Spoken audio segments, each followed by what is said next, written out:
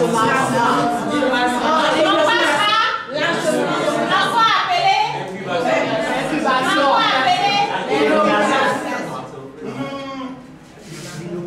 parlé du compostage. Quand on finit le compostage, c'est-à-dire on a notre compost qui est prêt à rentrer maintenant en production. Juste après l'étape du compostage, qu'est-ce qu'il faut faire maintenant? Vous allez très vite en besoin. Il faut réveiller. On va réveiller. Oh, mais comment?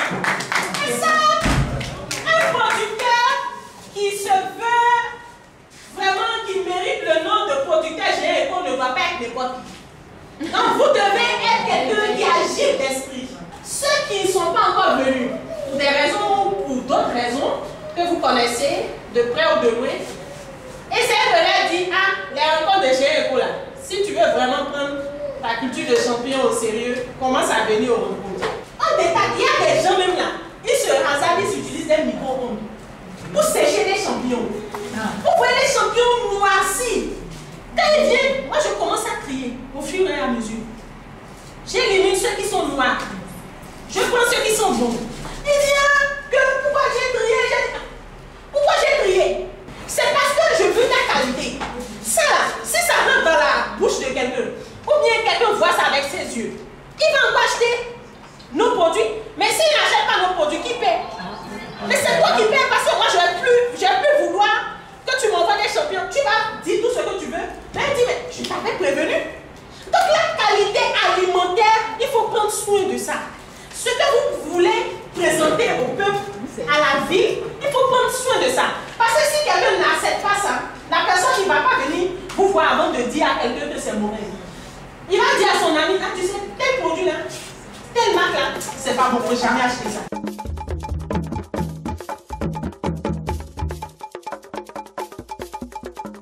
C'est difficile pour une femme qui n'a pas de moyens, qui ne sort pas, qui n'a pas d'activité génératrice de revenus, de commencer quelque chose qui peut lui apporter de l'argent. Surtout une activité sécurisante. Pas une activité où il faut mettre de l'argent, regretter même pourquoi j'ai mis de l'argent dedans et ça n'apporte rien, des choses comme ça. Mais une activité sécurisante, bien suivie, qui peut rapporter de l'argent. Les maris doivent aussi être solidaires de leurs femmes. Leur dire, bon, tu sais, parce que quand vous commencez quelque chose là, c'est pas facile.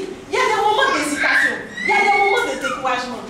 Mais si celui qui est à côté, il ne vous dit pas, ah tu sais ma chérie, ça va aller, ça va aller. Même si ça ne marche pas là, on va recommencer, il n'y a pas de problème. Il faut avoir un cerveau positif à côté. Là tu sais que même si ça ne marche pas là, tu vas encore essayer. Et si tu essayes, si ça ne marche pas, tu vas encore essayer encore plus. Et si ça ne marche pas, tu vas encore essayer jusqu'à ce que ça marche. Parce que personne ne peut se développer seul. Moi je voulais vous donner un exemple de ce que j'avais remarqué aujourd'hui cette semaine. Ça c'est l'exemple que je voulais vous faire remarquer. Quand vous allez dans des restos libanais, ou bien des restaurants chinois, ou bien des restaurants en tout cas japonais, asiatiques, ou même français, vous allez voir des Noirs, vous allez voir des Français, n'est-ce pas? Vous allez voir des Libanais, vous allez voir des Noirs aussi. Vous allez voir des Chinois, vous allez voir des Noirs. Mais dans quel resto noir, vous allez voir un Français? Dans quel resto noir, vous allez voir un Libanais? Dans quel resto noir, vous allez voir même à plus forte raison un Chinois? Jamais vous ne verrez un Chinois manger dans un resto noir. Parce qu'ils évoluent toujours en groupe fermé. Ils sont toujours fermés. L'argent là, ça ne va jamais chez les Noirs. Ça va toujours chez eux. Cette semaine-là, j'ai fait cette remarque, j'ai dit, Seigneur Jésus, merci pour cet éclairage. Je vais donner cet éclairage à mes amis.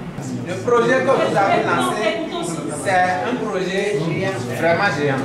C'est un projet fort. C'est un projet de développement. Parce que quand on parle de développement, il y a un profond que les gens doivent comprendre. Il ne s'agit pas d'avoir un petit cercle et dire, bon, nous sommes épanouis, nous avons les moyens. Non, c'est toucher en réalité chacun à être indépendant, à s'auto-épanouir. Or, La grande majorité, c'est les analphabètes. Ouais. Donc, il faudrait que moi, personnellement, je suis volontaire.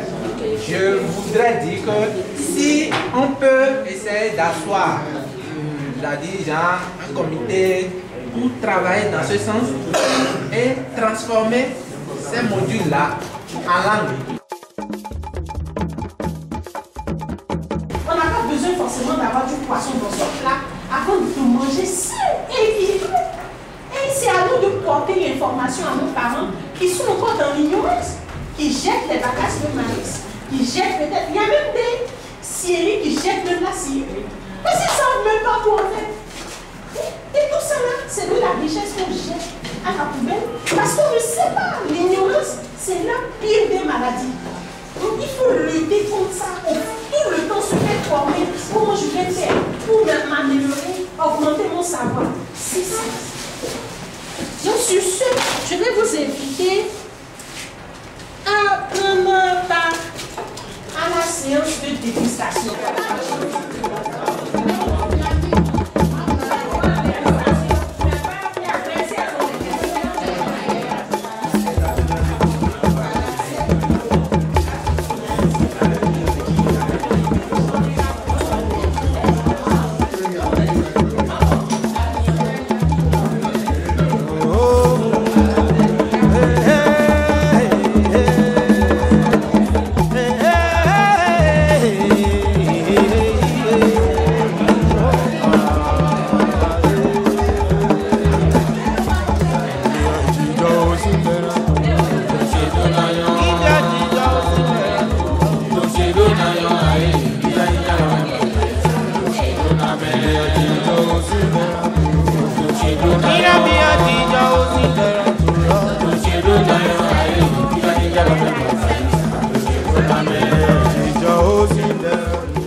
On m'appelle Claire Gisèle Mongbo et je fais partie du groupe des producteurs qui avons été formés sur la production du champignon.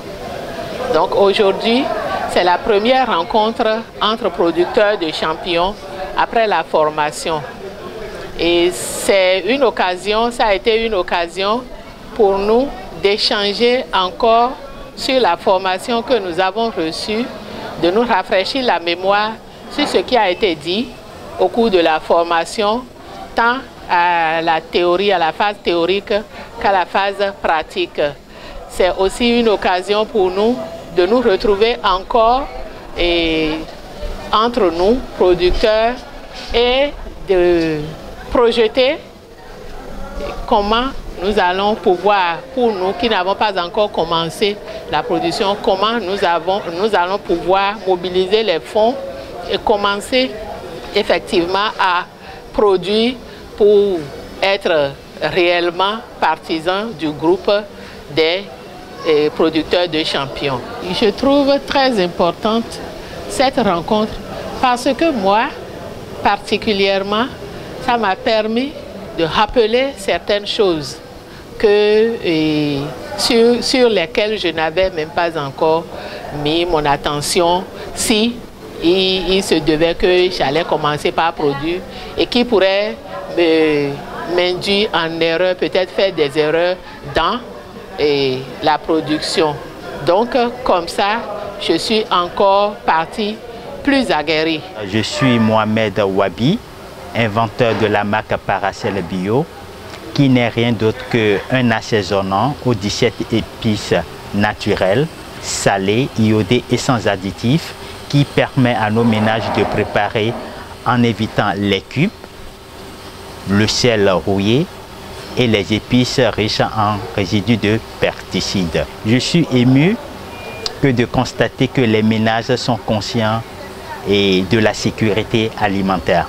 J'ai un écho puisque c'est une charmante dame, elle est dans des produits originaux et moi aussi étant dans les produits originaux, donc c'est la raison pour laquelle nous nous connaissons et puis nous nous sommes unis pour la cause du bien-être des ménages.